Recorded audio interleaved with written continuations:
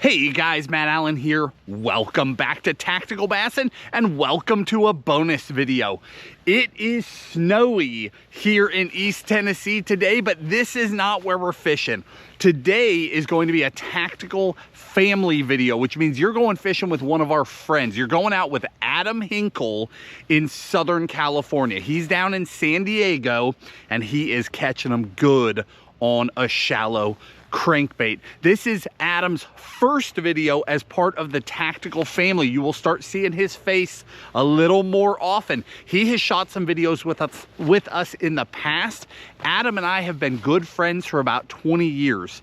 I had the opportunity to be part of his wedding. He is an absolute hammer on the water. This guy's personal best is a 16.25 pounder, a giant largemouth.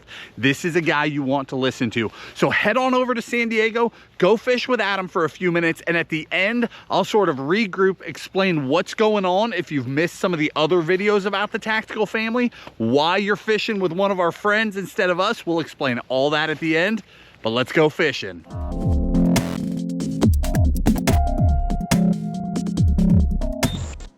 What's up guys? My name is Adam Hinkle and welcome back to Tactical Bassin. I may be a familiar face to some of you. If I am, you've been around a long time at Tactical Bassin community.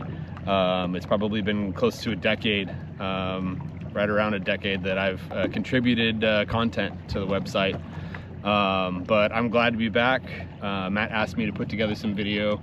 I'm from Southern California, specifically San Diego lakes. We've got a bunch of little water storage reservoirs around here that they're pretty diverse. So a lot of the stuff that I'm going to be doing is going to relate to some of the stuff you guys are doing around the country. This video is going to be kind of a two-part video. I got on the water right around Christmas, and my GoPro died about an hour and a half into the video, and we were getting them pretty good. We were getting some decent bites, getting a lot of bites, and I ran out of GoPro battery because I didn't have my charging cord. So after getting the flu that evening and being out for probably a week and a half with the whole family getting the flu, I'm finally back out on the water, and we're gonna try and put something together, maybe get some better quality bites. And just go on what I found a couple weeks ago and go from there and see what we can do. So let's go catch some fish.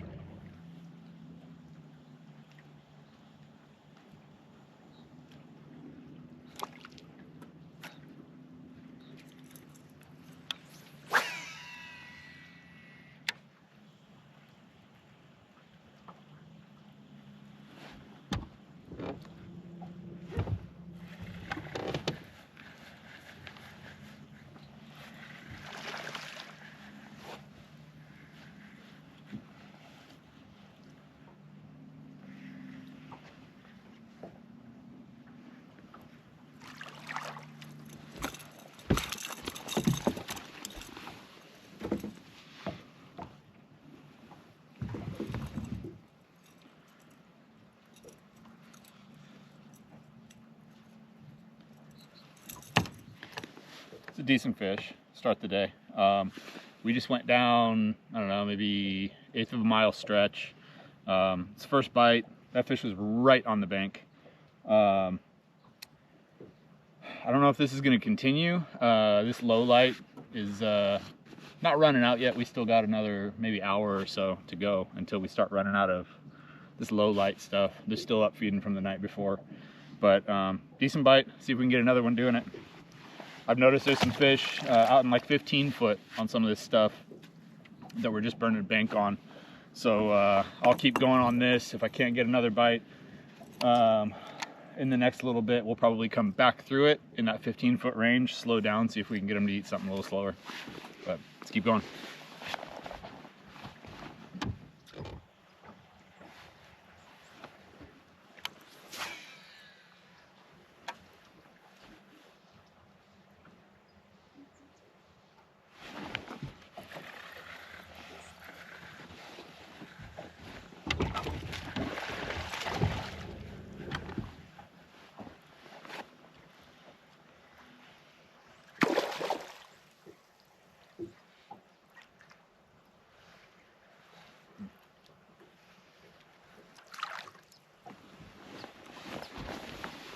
All right, so there's number 2. Both of those fish hooked right there on the bottom lip on the outside of the mouth. So, I mean, they're eating it. They're not eating it great. They're not choking the thing down. This one's a little bit better than the last one, maybe 2 and 2¼ pounds, something like that. But they're just eating the thing right on the tip of the lip. With this kind of lower light conditions, I don't know that color really makes a huge difference, but it's fat, eating good. Starting to become a pattern. We'll see if it lasts. Like I said, we're not supposed to get much wind, so this shallow stuff, I'm taking advantage of it. Typically, better conditions are we get some wind and it'll push the bait up into the bank, and you can take an advantage of that, but we're not going to have that today. So these low light conditions kind of simulate that a little bit. Can't get as good a look at the bait, so we're taking advantage of that. See if we can get a better bite.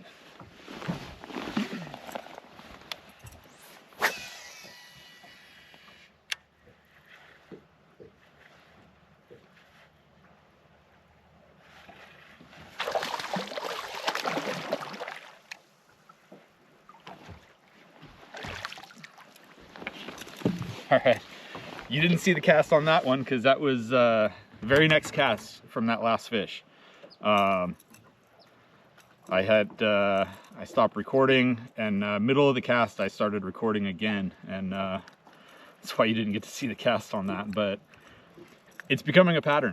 They're eating it. That one ate it a little bit better, smaller fish, but still, that's 3 in the first, what, 30, 40 minutes of the day. So let's keep going. Let's load it. See if we can get a better quality fish. Hopefully we can get into something 3, 4, 5, maybe bigger.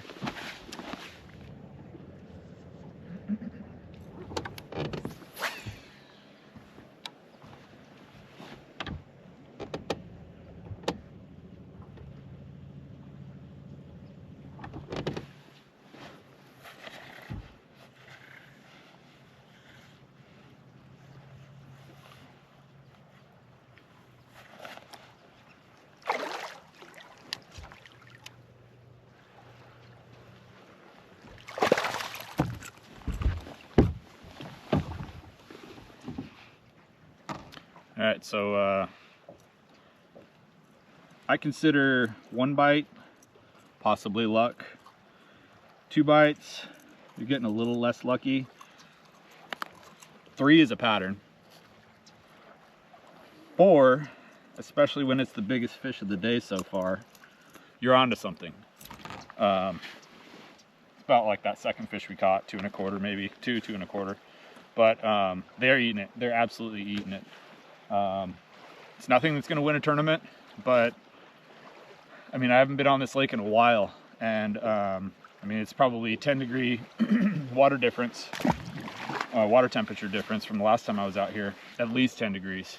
And to be getting on them 4 fish like that right off the bat, it's a good start. One thing I didn't talk about yet so far is bait I'm catching them on is a Fritz side 5. I don't know if you can see that very well, but Fritz side 5, this is in that green crawl pattern or something. But it's not a bait that I really wanted to talk about locally. I know a lot of guys throughout the country catch them on it, but it's something that I throw a lot here, a lot. And you don't hear guys talking about it. I don't know if it's because guys aren't throwing it here in San Diego, but I honestly didn't really want to talk about it. I actually thought about picking up a different bait to see if I could catch them on something else, so I didn't give this up, but they eat it big time. It's a really good bait. I mean, to me, it's as good as a shad wrap ever was for a winter bait. So see if we can give up some more secrets.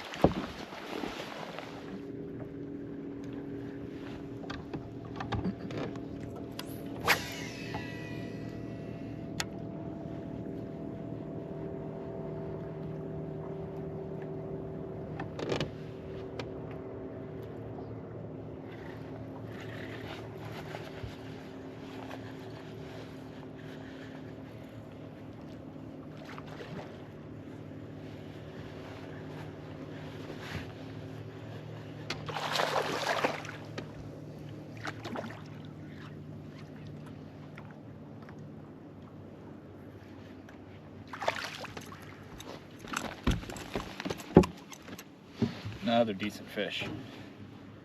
That one was right on the bank. Crawled up and hopped right up over the top of one of these little rocks. And again, right on the tip of the mouth, bottom jaw. They're not swallowing the thing, but I mean, we're getting a lot of bites.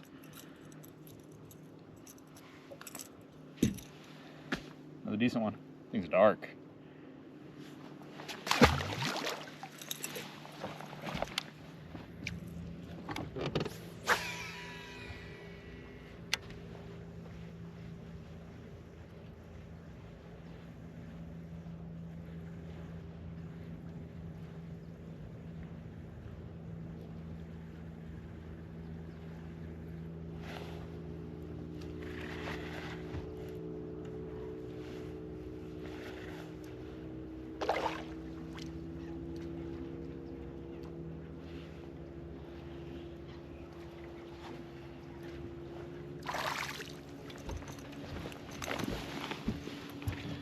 Right on the top of the head.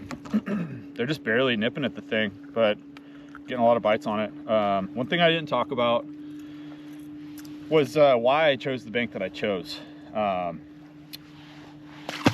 This bank's got a lot of rock on it in the winter, this cold water.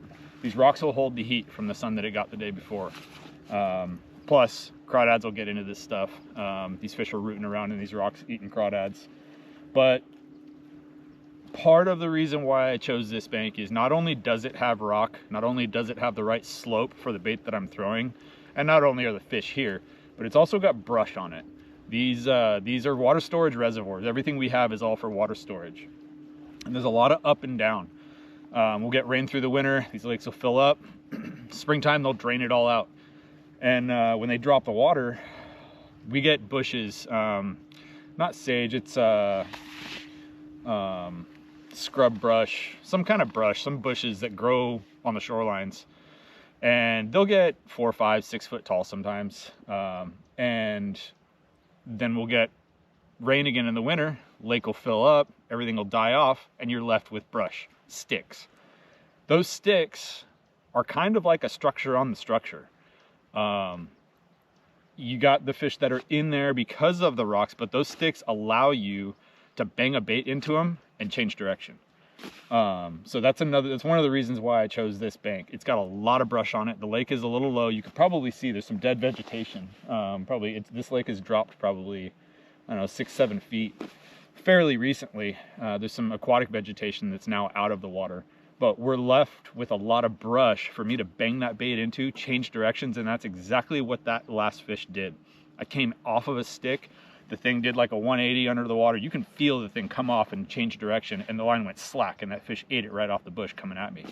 So you can take advantage of that. Look at your bait, look at your banks, look at what it has on it, and how you can take advantage of the structure that's there and the structure on the structure.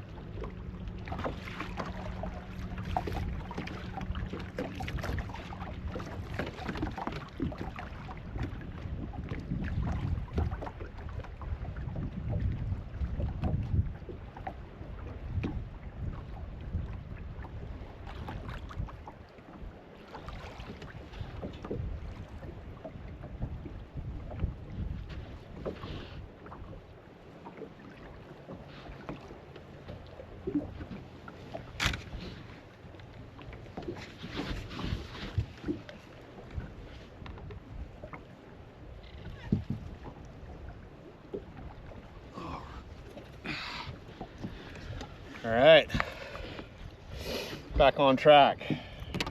Fish number 1 of day 2. This thing was, I mean, I didn't even get a crank on the handle. It was right on the bank, but that's a good solid 3 1/4. Solid fish. Right on the bank. Didn't even get a crank on the handle, like I said. Starting right back off with the frit side again. That fish ate same frit side, green crawl. And I was planning on switching things up to maybe a bigger crank, but maybe I don't have to if they're gonna eat like this.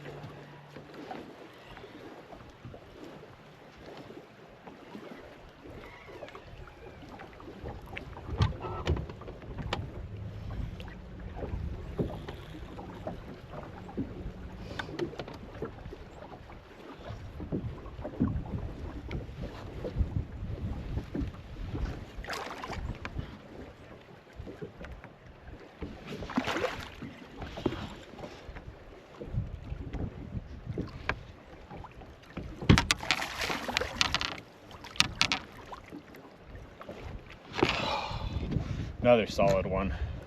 Just a few casts after that last good one. Almost in the same spot, probably 15 feet away. The wind's blowing right in on this. That's the one thing it's a little bit different between the last time I was out and today. We're getting some wind today. We're supposed to have some serious winds tomorrow, but it's getting, the breeze is going today already, and it's blowing right in on these little section of rocks. And both of those fish were, I got bit on this cast right on the bank. Missed it, I think it just slapped at it, but then this thing came and grabbed it another 5 or 6 feet after. But another solid one, probably close to 3 pounds.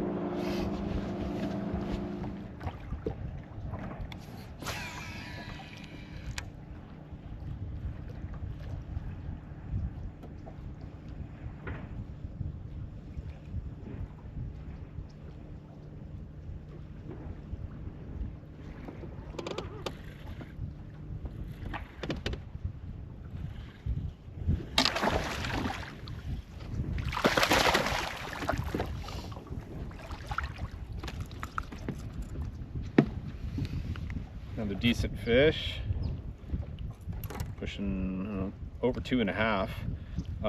We went a little ways without getting bit here. The bite is definitely not as good. Sun's gotten on this bank. Getting these rocks warm for the day. Another healthy fish. But it's not as many bites, but they are better quality. It could have something to do with the moon phase deal. But I'm just gonna keep the bait in my hand. I mean, I'm getting bit on it. There's no reason to put it down. The quality's better than the last time I was out, so we're just gonna keep throwing it and hopefully get a big one.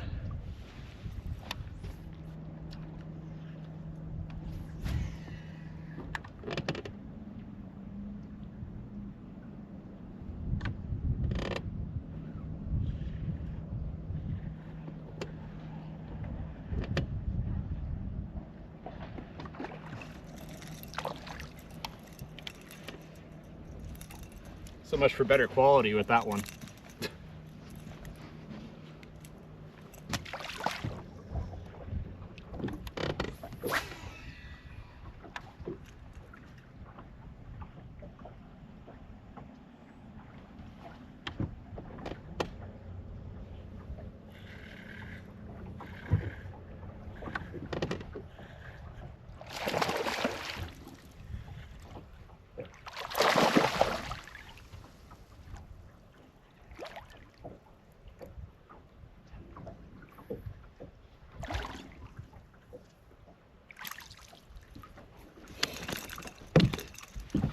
Another bite.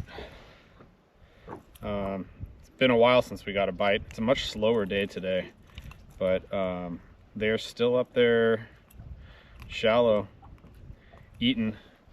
The way I see it is just keep covering water and get the active fish, because I have slowed down with a jig a little bit. I can't get bit on the jig. They don't really want to eat. These are Florida strain fish, so they get grumpy, and when they don't want to eat, they don't want to eat. So just just keep covering water, finding active fish, getting bites.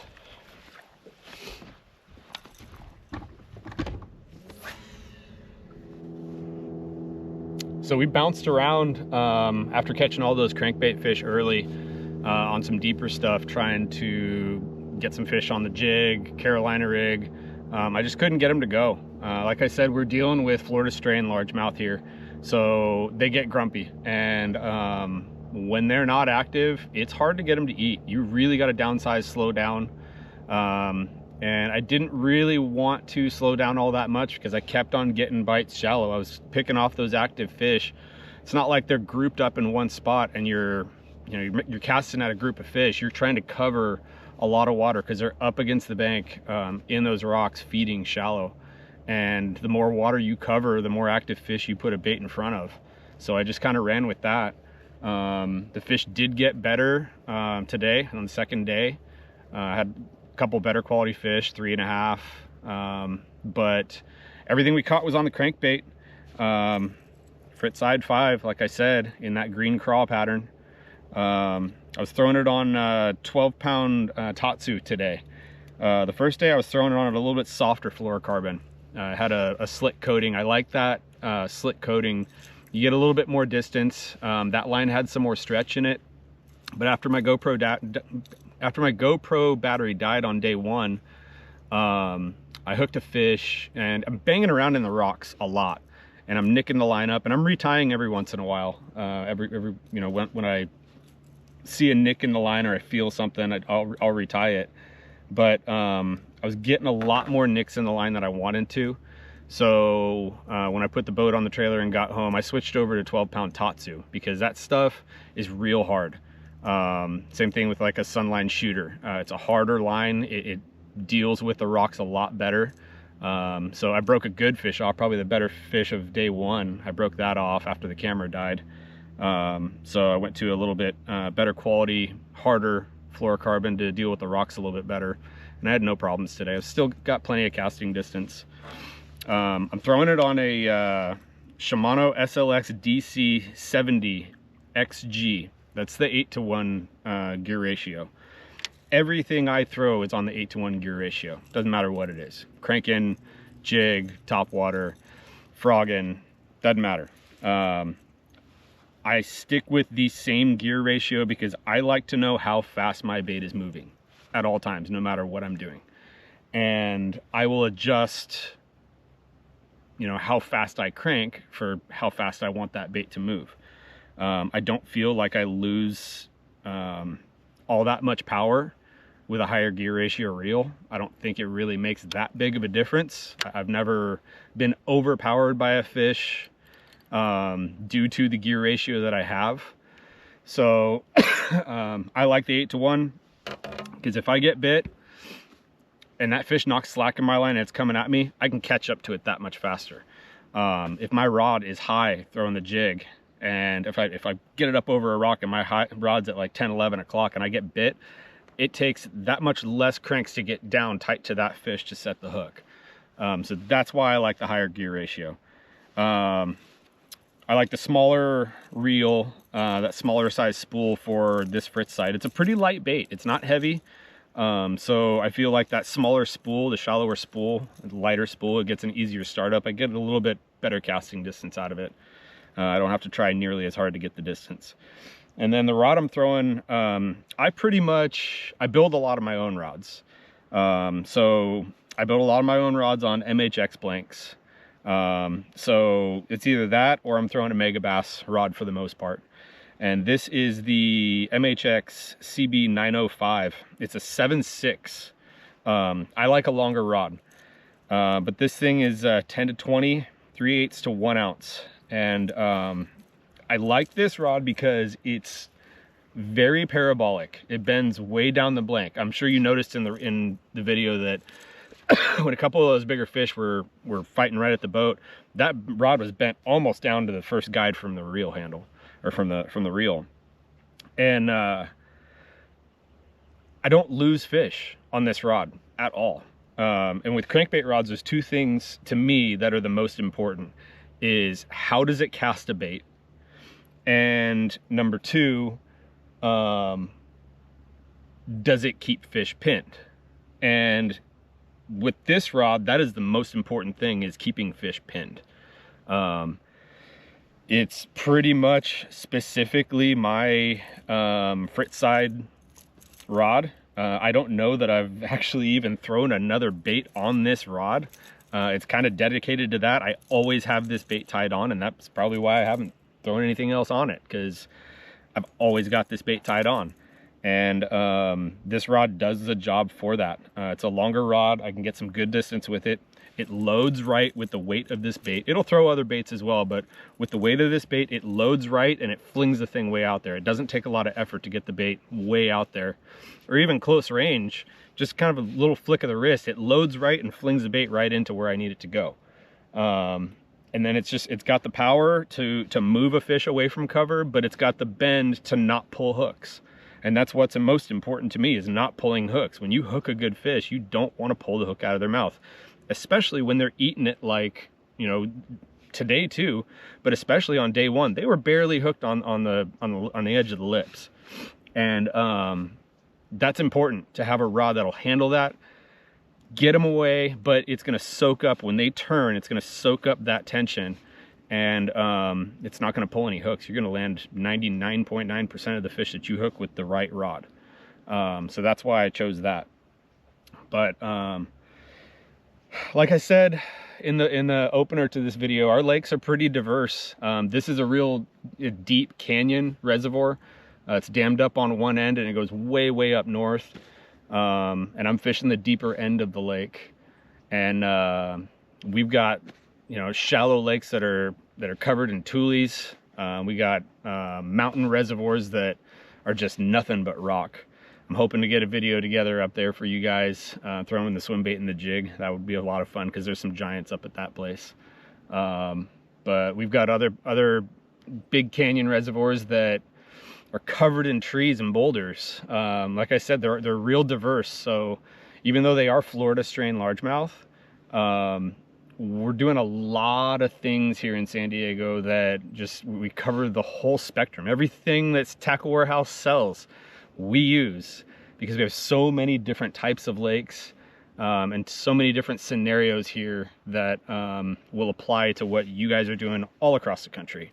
Florida, all the way up to the Great Lakes. We don't have smallmouth here in San Diego, but still, I mean, in that Great Lakes area, you've got largemouth as well.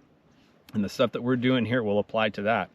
And then all the way up to the northwestern corner of the US, Oregon, Washington, we do the same stuff here that you guys do up there. And hopefully we can teach you some tips and tricks to help you catch more fish all the way across the country. See you next time. Well, what did you guys think of that one? Was that pretty fun? Adam is an absolute hammer. I was pretty surprised when I watched this video. To be honest, I was surprised that he caught them all on one bait. And it's a bait that I own, but not a bait that I throw that often. And that was very eye-opening. Tim and I are taking notes too. So if you guys aren't familiar with this whole thing, why did you just watch a video of one of our friends? If you missed the video back in November where we introduced the first member of the Tactical family, his name is Jesse Crutch. We'll link that video in the video description, along with all of the stuff from today. The baits that Adam, well, the crankbait that he caught him on, as well as the other baits that he had tied on, rigged, and ready to go, because he had all those things there for very specific reasons.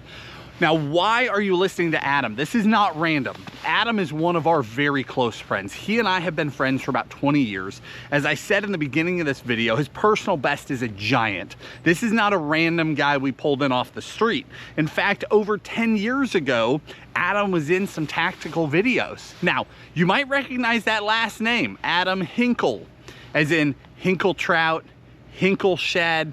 Yes, that is the same family.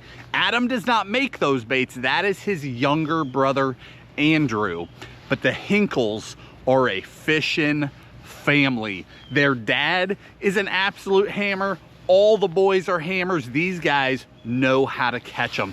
You notice it in the details, and that was what made Adam stand out to us. When Tim and I were brainstorming, who should we approach? Who do we want to allow to speak to our audience? Who can bring something special here?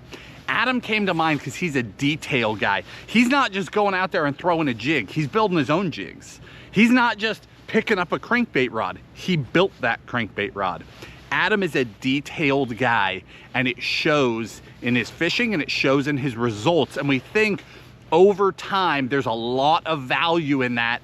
One, for the guys in Southern California, where Southern California is so temperate, so different than the rest of the country, that there's times of year where its timing does not line up with the rest of the country.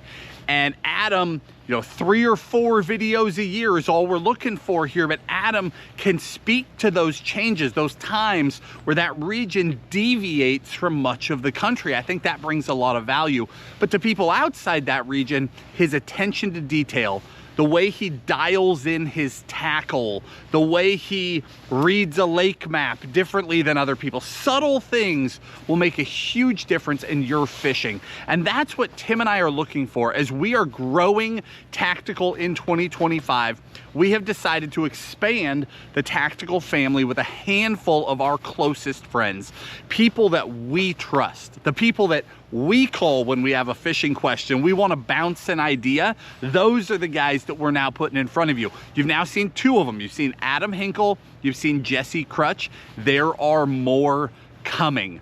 These are bonus videos. These run on Saturdays. They're above and beyond our other content. This is not taking away from Tim and I's teaching whatsoever. This is over and above extra videos, but we want to bring you those unique perspectives going forward. And we were pumped to see Adam's first video. He did a great job. He went out there, smashed them on a bait that honestly I've overlooked a little bit, and it was fun to see how shallow he's catching them. I was having a talk with Jesse actually just the other day, and he was on a lake right now where he's catching them 60 to 80 feet deep.